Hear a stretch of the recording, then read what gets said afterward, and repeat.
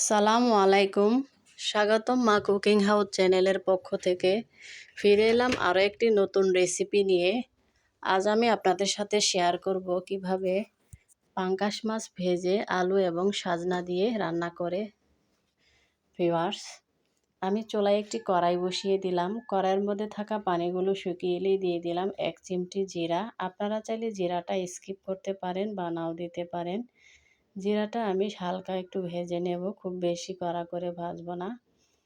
জিরাটা ভাজা হয়ে গেলে দিয়ে দেব পেঁয়াজ কুচি। এখানে আমি 2টি পেঁয়াজ কুচি দিয়ে দিচ্ছি। পেঁয়াজগুলো আমি সামান্য একটু লবণ দিয়ে মিডিয়াম টু লো আঁচে ভেজে নেব প্রায় 1 মিনিট সময় ধরে। পেঁয়াজগুলো একটু ভালোভাবে ভেজে নেব, তাহলে রেসিপি বা তরকারির স্বাদটা অনেকটা বেড়ে যাবে।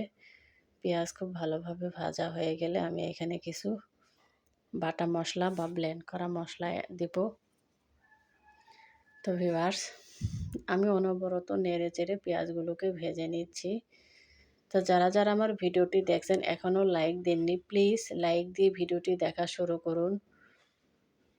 এ পর্যায়ে আমি সামান্য একটা পেঁয়াজ, ছোটো সাইজের একটা রসুন, সামান্য একটু জিরা বেটে নিয়েছি, এগুলো দিয়ে দিলাম প্রায় 6-7টি কাঁচামরিচ কুচি। যেহেতু পাঙ্গাস মাছ রান্না করব তাই আমি এখানে একটু রসুন বাটা অ্যাড করেছি। রসুন বাটাটা দিলে মাছের যে একটা গন্ধ, সেই গন্ধটা থাকে না। আপনারা চাইলে এখানে একটু আদা বাটাও দিতে পারেন, তবে আমি আদা বাটাটা দিলাম না, অথবা গরম মশলা দিতে পারেন।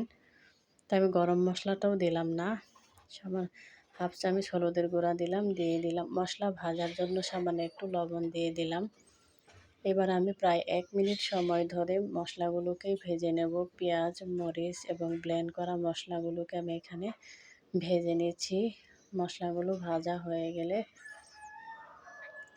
এখানে আমি সামান্য একটু পানি দিয়ে মশলাগুলোকে কষিয়ে নেব। তো ভিউয়ার্স, যারা যারা আমার ভিডিওটি দেখছেন, যদি নতুন হয়ে থাকেন প্লিজ আমার চ্যানেলটি সাবস্ক্রাইব করবেন। আর যারা ইতিমধ্যে সাবস্ক্রাইব করেছেন তাদেরকে জানাই অনেক অনেক শুভেচ্ছা ও অভিনন্দন। এই পর্যায়ে ঢাকনা দিয়ে ঢেকে আমি প্রায় 2 মিনিট সময় ধরে মশলাগুলোকে কষিয়ে নিয়েছি। মশলাগুলো কষানো হয়ে গেছে। এই পর্যায়ে দিয়ে দিচ্ছি আমি 2টি আলু এবং প্রায় 3-4টি সাজনা। আমি সাজনা এবং আলুগুলো কেটে ধুয়ে নিয়েছি। সামান্য একটু মরিচের গুঁড়া দিয়ে দিলাম, যেহেতু আজ আমি ঝাল ঝাল করে রান্না করব তাই আমি একটু মরিচের গুঁড়া অ্যাড করলাম। আপনারা চাইলে মরিচের গুঁড়াটা নাও দিতে পারেন। তেলের পরিমাণ এবং লবণের পরিমাণটা অবশ্যই আপনারা আপনাদের স্বাদ অনুযায়ী ব্যবহার করবেন।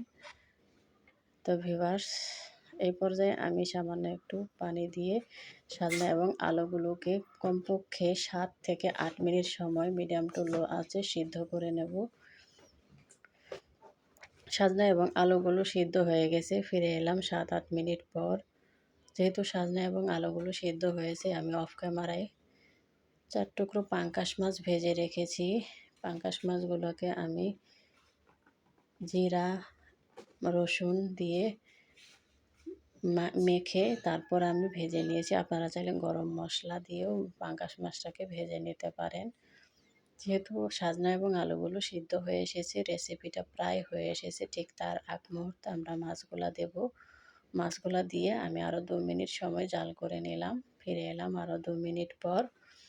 তো আমি তো আজ ঝাল ঝাল করে ঝোল করে রান্না করব, তাই আমি সামান্য একটু ঝোল রেখেছি। আর যেহেতু চুলার ওপর রেখে দেব, চুলার ওপর রেখে দিলে ঝোল এমনিতেই কমে আসে। তো আজ এই পর্যন্তই। আল্লাহ হাফেজ।